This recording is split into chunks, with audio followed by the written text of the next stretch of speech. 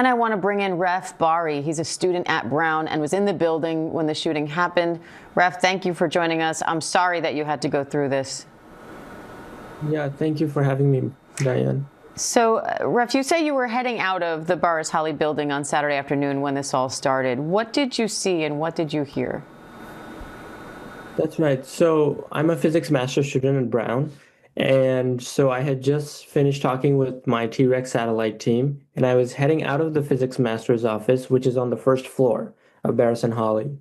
And so Barris and Holly has an old side of the building, the physics end, and a new side, the engineering end. And there's a staircase that connects the two ends. And so I was heading to the diner because I was hungry.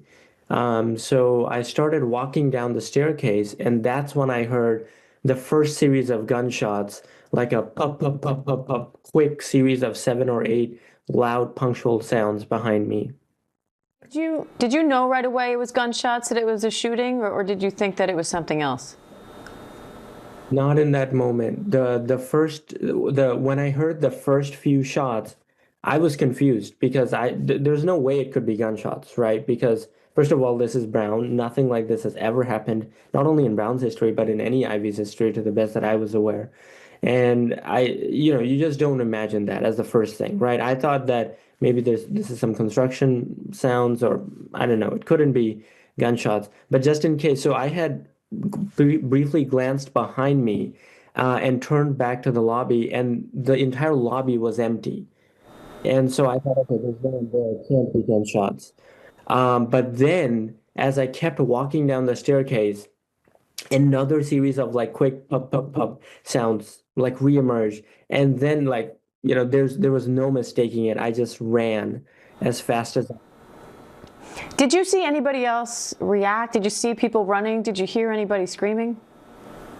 So yeah, so in front of me is Brown's Commons area. So the Barrison Holly has a Commons area, and in that common area there was about 100 students studying for final exams or final projects.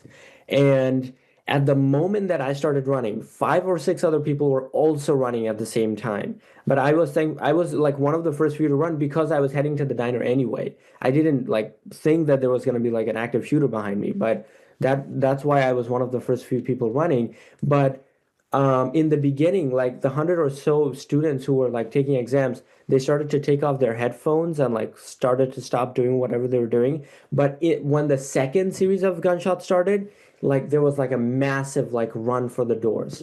Sort of. So what happened next after you ran out of the building?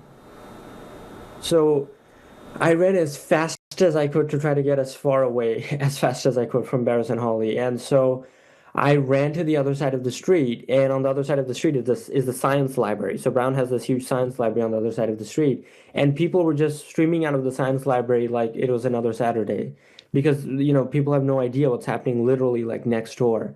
And so I start screaming, active shooter, run. And a bunch of kids, they see me, they get confused when I scream that, and then they start to run in another direction. I just keep running as fast as I can. I run in the general direction of my apartment, which is up on Thayer Street, but I have no idea what's going through my head. It's like just blank. I FaceTime my parents just so they can see that I'm running. Um, as I'm running, I'm running the same way. And I just tap her on the shoulder and I ask her, "Hey, do you know what's going on? Are you running from Bears and Holly?" And she's like, "Yeah, I'm also running. I think there's like shots in Bears and Holly." And I ask her like where she's going and if I can hide with her. And so her name is Ali, and she very kindly takes me in to her apartment. So we hide in. That's right. That's right there. We hide in her bathroom. Ali, I, and 2 of her friends in her bathroom for 2 hours. We lock all the windows, close all the blinds, lock the doors, and yeah, that's what happens. Rev, how do you feel now that the police say they released the person of interest that they had in this case? It's just so scary. I mean, you can't. I can't imagine how scary it is to still be there. Thankfully, like my parents like came like last night at like 12:30 a.m. and picked me up, but like some of my friends are still in their dorms, And I can't imagine, like, I don't know, it's just scary, right? You have an active shooter on the loose, like he could be outside, not to like panic anyone, but he could be outside any moment. Has the Yeah. school said anything to you about stepping up security or any other way that they're responding? To the best of my knowledge, police activity is heightened in the area. Final exams are canceled. That's all I know. All right, Brown University student Ref Bari. Ref, we're glad you're safe. Thank you for sharing your story with us, and our heart goes out to you and all your friends there at Brown. Thank you, Diane.